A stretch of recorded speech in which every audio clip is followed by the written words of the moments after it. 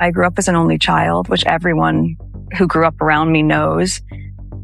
And I wished I had siblings. What she told the royal family, what she told Harry, wouldn't have jived, wouldn't have been consistent with the truth. I believe she had a clear motive for writing family off because it would seemingly justify and perhaps delay the revelation of all of the lies that she had told the royal family.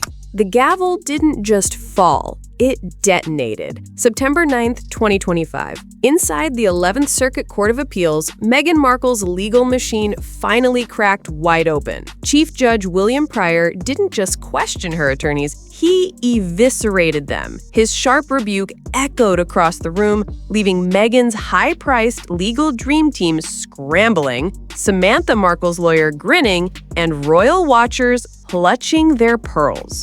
Ongoing saga, yet another chapter with more megalomania. They're going to dig out all of those insults. They're going to keep referencing the with love Meghan. Well, I can tell you there's no love lost between those two. One insider said the silence after his words was so thick you could cut it with a crown. And that was just the opening blow. Because what happened in that courtroom didn't just rattle Meghan's lawyers, it exposed cracks in her entire brand. But that wasn't the wildest part. Capable of empathy, remorse, or shame.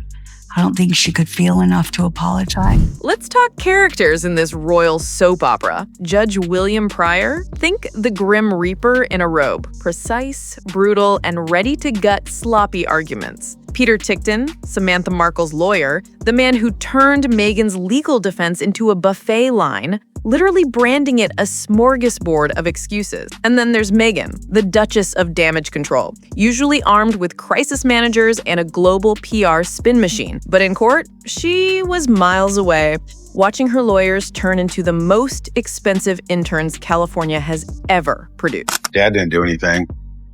And it's just, she just woke up one day in a new world and decided that she doesn't have any family. For years, Meghan sold herself as invincible, polished, untouchable, always in control. But when Judge Pryor called her team's arguments beside the point, it wasn't just a critique. It was a legal obituary, broadcast live to anyone watching the case. And Montecito? Sources say the phone started ringing before Meghan even finished her oat latte. But that wasn't even the strangest part. I lost my father. We knew that she didn't lose our dad. She iced our father. Receipt number 1, Judge Pryor's verbal beatdown. Eyewitnesses described Meghan's lawyers as deer frozen in headlights. Legal commentators on GB News called it a beatdown in robes. One lawyer's hands shook so badly, it looked like he was trying to stir invisible tea. In 2022, the Duchess of Sussex estranged half-sister Samantha Markle sued Meghan Markle for allegedly defaming her in multiple interviews, including that 2021 tell-all with Oprah Winfrey. Receipt number 2, the now infamous Smorgasbord line.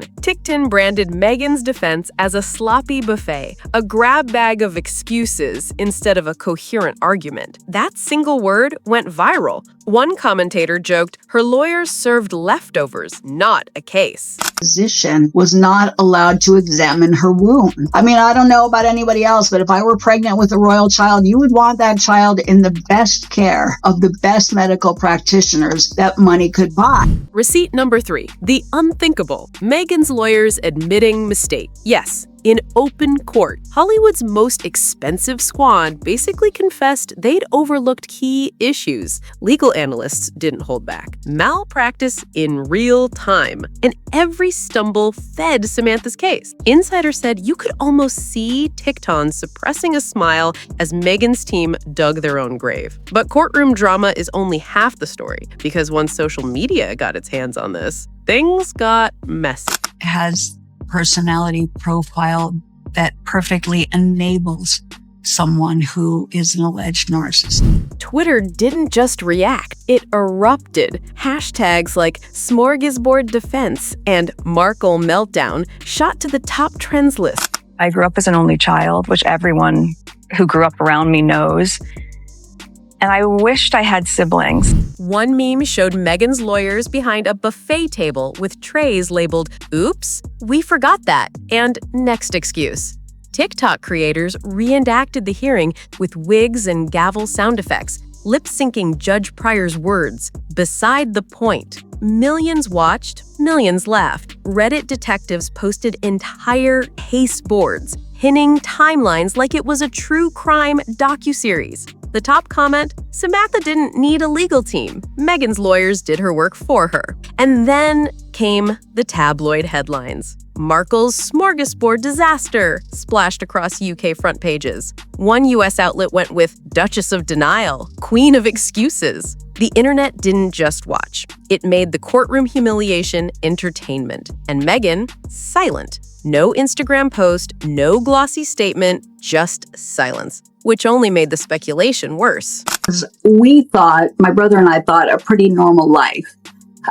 But it wasn't until the time of the wedding when the media started to get to us. Back in Montecito, things weren't quiet. Sources whispered about emergency Zooms with crisis PR firms, Harry pacing, Meghan's team furiously drafting spin that sounded less like a defense and more like triage. But here's the problem. Meghan's brand is built on competence and control. She's sold as the woman who outsmarts the palace, reinvents Hollywood, and never loses. So what happens when her lawyers admit they weren't prepared? In my opinion, she would still be a waitress if it wasn't for Dad. Hollywood noticed. Streaming partners quietly reviewed deal. Publishing houses whispered about liability clauses. An executive leaked that the Sussex brand feels fragile. And suddenly, Spotify and Netflix weren't the only failures in the spotlight. This wasn't PR cleanup. This was brand triage, with the Duchess of Sussex at the center of a storm she couldn't spin away.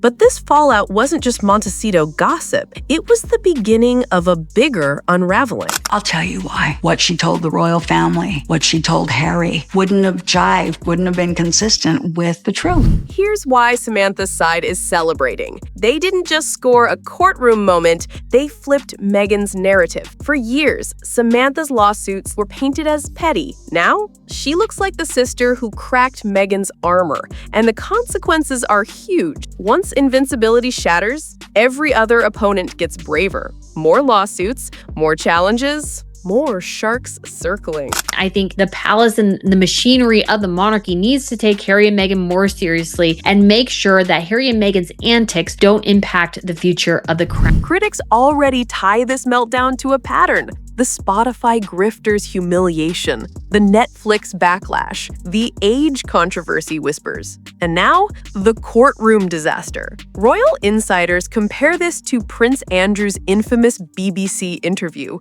a credibility collapse you can't PR away. If Meghan's $1 million defense can't handle Samantha Markle, how will it handle the next challenger? And if they can blur something as basic as courtroom competence, what else have they rewritten? We're the opportunists of family name and of family stories and of photographs. So here's the cliffhanger. Was this just one sister's win or the start of Meghan's long unraveling? Because if a single word, smorgasbord, can reduce her defense to a meme, imagine what happens when the bigger sharks start circling. Do you think Meghan's legal empire is finished? Or can her team spin this back? Comment below. I want to know what you think. And hit subscribe, because if this courtroom clash is the appetizer, the main course of Meghan's unraveling is still to come.